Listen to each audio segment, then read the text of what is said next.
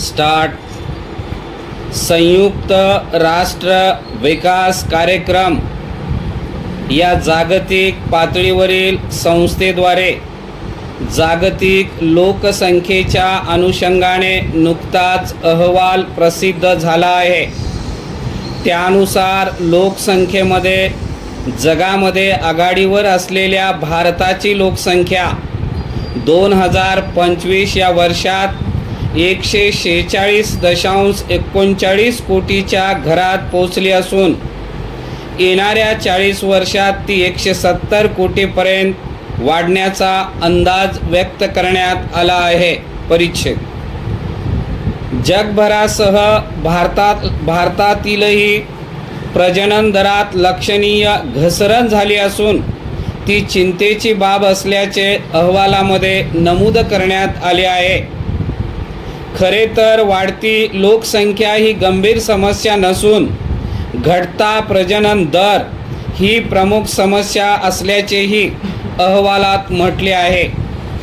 असे असले तरी शास्त्रीयदृष्ट्या लोकसंख्येचे लाभांश देशाला प्राप्त होत असतील तरच खऱ्या अर्थाने लोकसंख्या वाढ ही लाभदायक ठरते. अनेक विकसित देशांना लोकसंख्येचे लाभांश मोठ्या प्रमाणात प्राप्त होत असून त्या देशासमोर घटत्या लोकसंख्येचा आणि प्रजनन दराचा विषय कळीचा बनलेला आहे. मात्र भारतासारख्या प्रचंड लोकसंख्येच्या देशात लोकसंख्या लाभांशाचे प्रमाण अत्यल्प असल्याने लोकसंख्या वाढ आर्थिक विकासात अडथळा बनत असल्याचेच वारंवार समोर आलेले आहे. परिच्छेद. मुळात लोकसंख्या लाभांशाची प्राप्ती ही श्रम उत्पादकता आणि बचतीमध्ये वाढ, लोकांचे शिक्षण आणि आरोग्य स्थितीमध्ये सुधारणा, नवनवीन वैज्ञानिक शोध, कायदा व सुव्यवस्थेचे पालन, संसाधनांचे कार्यक्षम वाटप आणि उपयोग, आर्थिक वृद्धी दरात वाढ या माध्यमातून समोर येते. भारतात याबाबतचे चित्र काहीसे प्रतिकूल दिसते. भारत जगातील सर्वाधिक मनुष्यबळाचा देश असून देशातील 15 ते 64 या वयोगटातील कार्यकारी लोकसंख्येचे एकूण लोकसंख्येतील प्रमाण तब्बल 68% एवढे आहे. तर 15 ते 29 वयोगटातील म्हणजेच युवक लोकसंख्येचे प्रमाण 28% आहे. असे असूनही लोकसंख्या लाभांशाचे प्रमाण मात्र अल्प दिसते.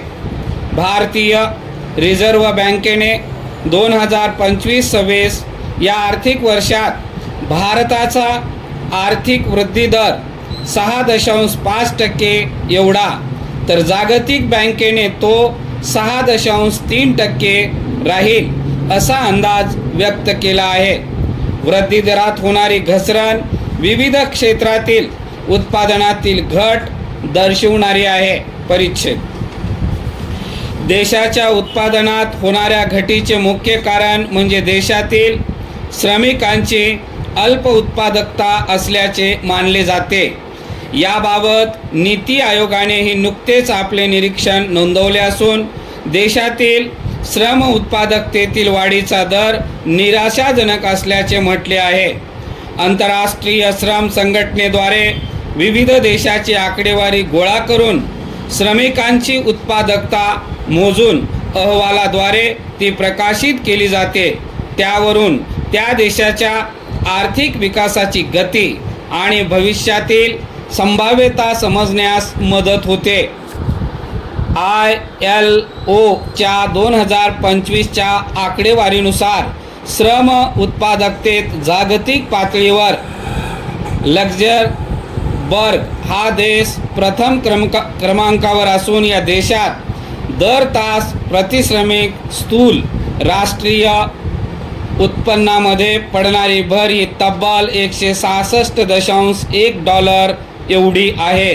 तर अमेरिका आणि जपानमध्ये ती अनुक्रमे $81.8 आणि $53.7 एवढी आहे.